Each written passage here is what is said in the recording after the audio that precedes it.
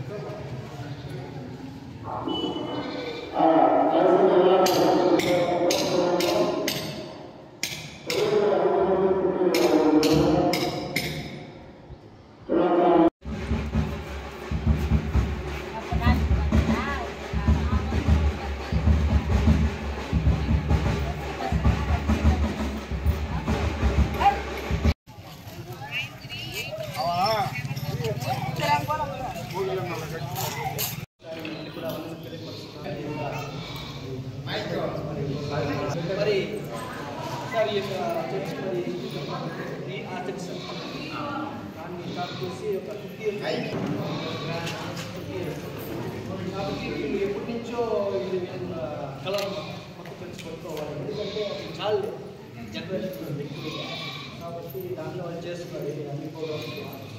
కానీ వాళ్ళు ఒక ప్రయత్నం వాళ్ళు చేసినప్పుడు కూడా వాళ్ళు కానీ లాస్ట్ ఇయర్ కొత్త యొక్క స్టీమ్ యొక్క సోమం దాని ఆధ్వర్యంలో మరి దాంట్లో కొత్త వచ్చారు. మరి అదే దగ్గర చాలామంది ఇచ్చారు. కాబట్టి కానీ ఫినిషింగ్ కొంచెం వర్క్ ఉంటే అది ఫినిష్ ఈ సంవత్సరంలో అయిపోతుంది. కాబట్టి వాళ్ళ యొక్క సహాయాన్ని వాళ్ళు ఎదురు చూస్తున్నారు. కాబట్టి మరి మీరు మంచి ఒక మనసు పెట్టి అనేక యొక్క బిజీ చేయడం ఉన్నాయి కదా, మరి టైంని మాకు కేటాయించి మరి సంఘానికి మరి వచ్చిన మరొకసారి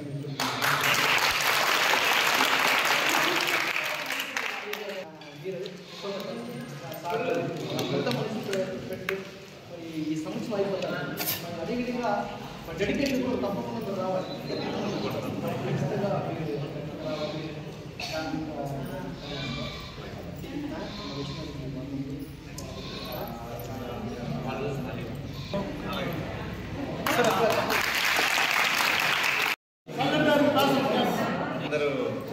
ఇన్వైట్ చేసుకున్నారు. మంచి రిసెప్షన్ ఉంది ఇక్కడ. అందరూ చాలా ప్రేమగా అందరూ పిలిచి ఇక్కడ తీసుకుని వచ్చి నన్ను ఇన్వైట్ చేసినందుకు ఫస్ట్ ఆఫ్ ఆల్ ప్రతి ఒక్కరికి థ్యాంక్స్ చెప్తాను. రాజా గారు ఒక 3 months 4 months 4 నెలల ముందు ఒకసారి కలిశారు, కానీ నేను ఎప్పుడు వచ్చినా నేను ఎప్పుడైతే 5 నిమిషాల్లో హైదరాబాద్ వెళ్తాను అంటే అప్పుడు వస్తారనమాట. సో ఎప్పుడు కుదరలేదు. మొన్న వచ్చినప్పుడు అడిగాను అసలు ఏంటి నేనేం చేయగలుగుతాను అని అంటే, సో చర్చికి ఏమైనా చేయగలుగుతారు సార్ అందుకని అడుగుదామని వచ్చాము అంటే, నేను నిజంగా అంతకుముందు 2 సార్లు వచ్చినప్పుడు నేను వెళ్ళే హడావిడిలో ఫ్లైట్ మిస్ అవుతున్నాను, ఏదో ఒకటి వినలేని పరిస్థితి వేరే పనులు ఉండడం వల్ల. అండ్ నాకేంటంటే స్కూల్ లాంటివి వాటికి ఏదైనా చేయాలి అనే దానికి ఎక్కువ మైండ్ ఉంటుంది అనమాట. సో మా ఊరు కూడా ఇదే ఊరే, బంగారపాలెం దగ్గర మాదిగొంతోపు. సో 100 Dreams అనే ఒక ఫౌండేషన్ ద్వారా మీరు బంగారపాలెం గవర్నమెంట్ హాస్పిటల్ ముందర చూసినట్లయితే ₹1 భోజనం ఇస్తున్నాం.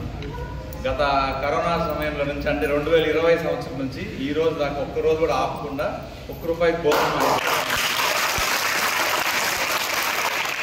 సో లాస్ట్ ఇయర్ కావచ్చు, అంతకుముందు కావచ్చు, మా పంచాయతీ జంబువరపల్లి పంచాయతీ కింద వస్తుంది.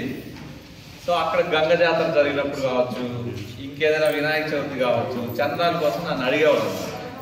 సో నేను ఎప్పుడు చందాలు వచ్చి అడిగితే మనము ఇవ్వాలి 10 మందికి లేదంటే ఒక 100 మంది ఇచ్చి చెడగొట్టేదానికంటే ఒకచోట ఆ డబ్బులంతా ప్రాపర్గా వాడి ₹1 ప్రతిరోజు భోజనం ఇవ్వగలిగితే చాలు కదా అని ఆ డబ్బులన్నీ జెన్యూన్గా నెక్స్ట్ ఇయర్ మనం మా ఊర్లోనే 1వ క్లాస్ నుంచి 10వ క్లాస్ వరకు ప్రతి క్లాస్కి 50 మంది స్టూడెంట్స్కి ఫ్రీగా ఎడ్యుకేషన్ ఇవ్వాలి అని స్కూల్ కూడా స్టార్ట్ చేస్తున్నాం.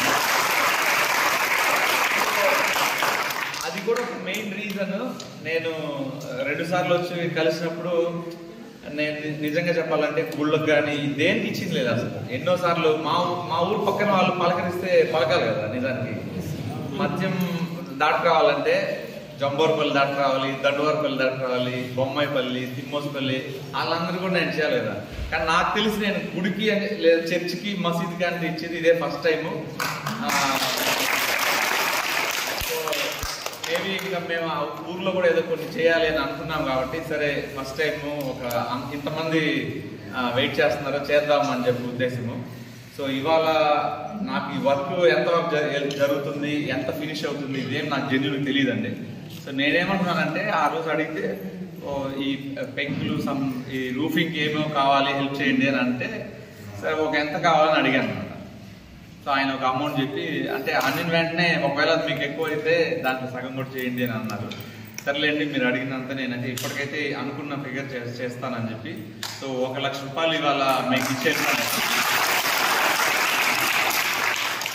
ఇది ఎక్కువ అయి ఉండొచ్చు, మేబీ కొంతమందికి తక్కువ అయి ఉండొచ్చు. నా ఉద్దేశం ఏంటంటే ప్రతిరోజు అది ఆగకుండా నిర్విర్యాగంగా భోజనం పెట్టేది చాలా ఇంపార్టెంట్ కదా.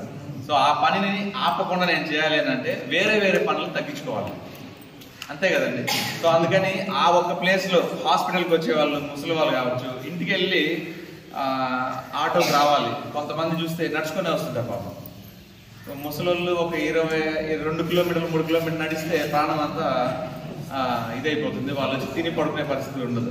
అక్కడే మనం భోజనం పెట్టి ఆ భోజనం తిని ఆటోకి వస్తారో లేదా నడుచుకొస్తారో అలవాటు ఉండే వాళ్ళు ఎలా పడితే అలా రావచ్చు అనే దానికోసం ఒకదాన్ని గట్టిగా బతికించాలి. 100 మంది ఉంటే ఒక సెక్యూరిటీ బతికించాలి. 100 మందికి 100 మెతుకులు పెట్టమంటే 100 మెతుకులు కలిపి ఒక్కరికే పెట్టి ఒకరిని బతికించారు. సో అలా చిన్న వాటిని ఒక చోట సగం బతికించేదాన్ని అంటే ఒక్క చోట మంచిగా చేయాలనే ఉద్దేశంతో అన్న సూక్తం అనే పేరు మీద ₹1 భోజనం ఇస్తున్నాము. నెక్స్ట్ ఇయర్ స్కూల్లో కడుతున్నాను. ఎవరైతే చదవగలిగింది నేను చదువుతాను.